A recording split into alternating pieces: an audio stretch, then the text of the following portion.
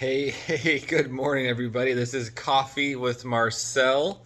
And yeah, we're going to go over the news today, which is March 15th, 2023, here on Rumble. This is a Rumble exclusive. We're going to have this on YouTube and Rumble for the first 10 minutes, and then it's going to go Rumble exclusive. So you might as well be watching this on Rumble in the first place. But I'll get back at you with the news.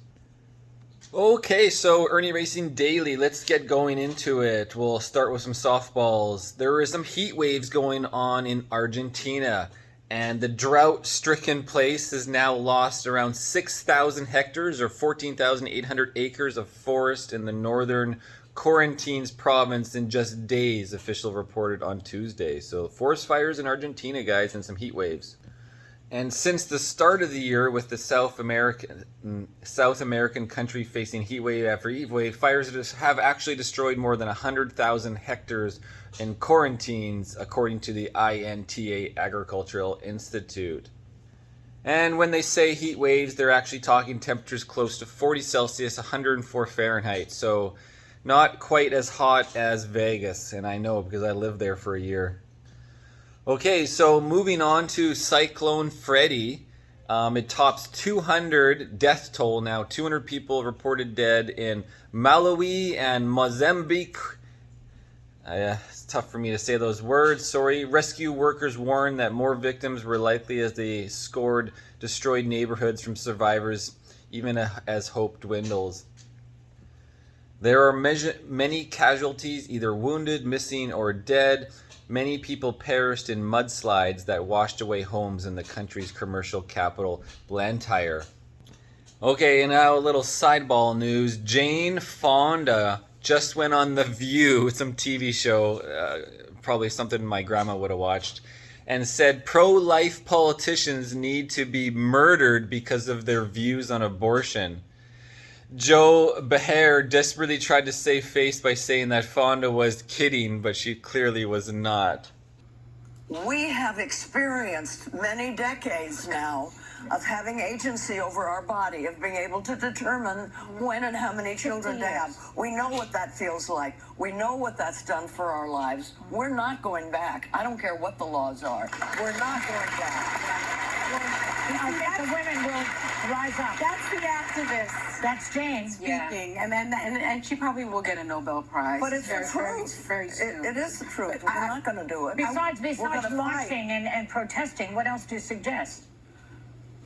Well, it doesn't happen overnight. It's not a miraculous. What did you say? Murder. She's kidding.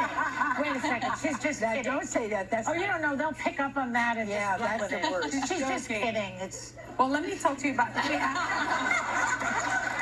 Let's move on and talk about Jane's activism. Is this real? Holy smokes. Yeah, murder. Just murder them. Okay, let's continue on with coffee here and the news. So then what came of that is the actress Jane Fonda was reported to the Capitol Police by Anna Paulina Luna, a Republican.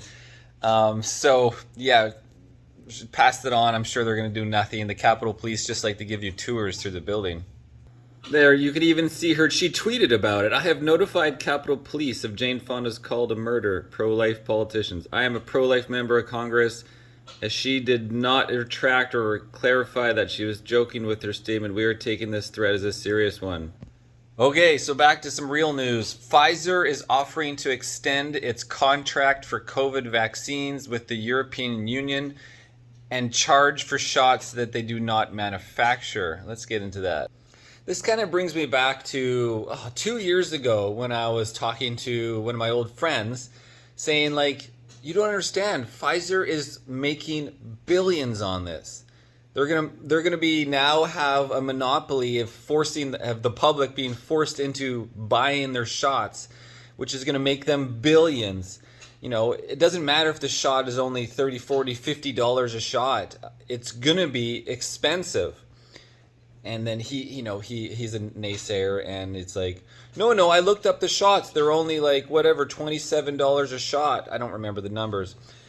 And I'm like, it doesn't matter when you times that by how many billions of shots. It turns $27 turns into times a billion is $27 billion. But of course, it's more than that, as we've seen. It was like 50 billion the last year. And but now that people don't really want the shots and select do, now the price has gone up 1,000%. Now the shots have gone up to $1,000 or something.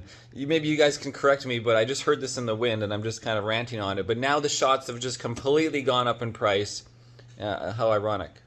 Okay, so here's the story. So Pfizer has offered to change its COVID-19 vaccine contract with the EU to cut the number of doses being supplied by 40% and delay their delivery after member states complained of a glut of shots. A glut of shots.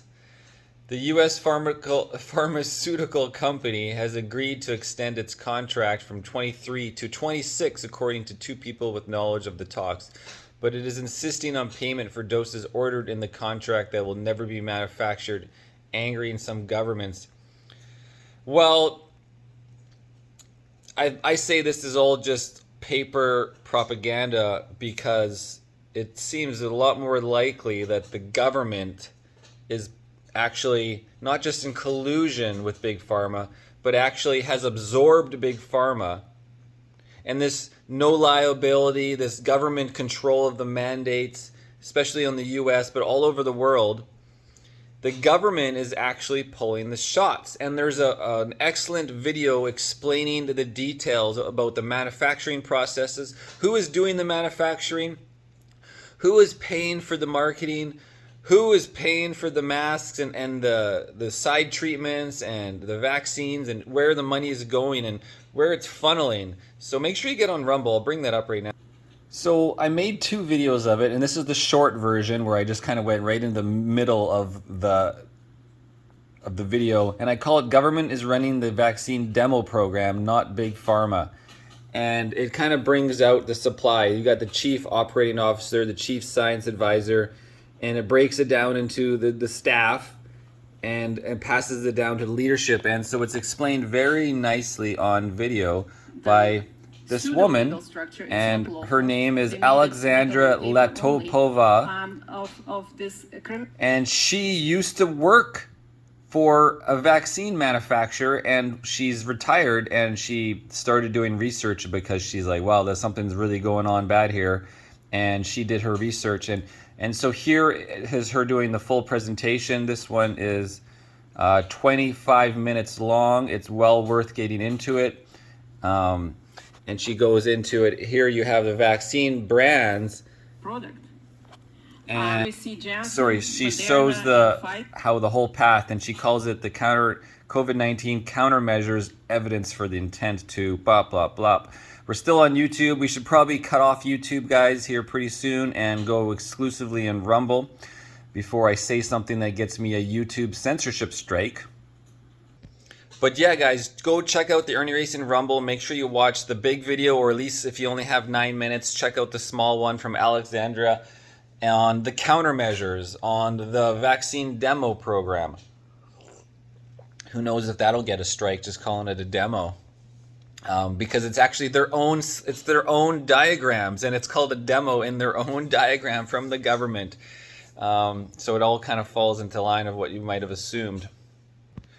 So yeah, we're 9 minutes in, guys. Okay, this is the end of YouTube. So if you're watching on YouTube, thanks for watching. Make sure you get over the Irnieracing Rumble. Just go on YouTube, or go on rumble.com if you don't remember, and just type in Irnieracing in the search. I'll pop right up again, IRNIE, Irnieracing. So bye, guys.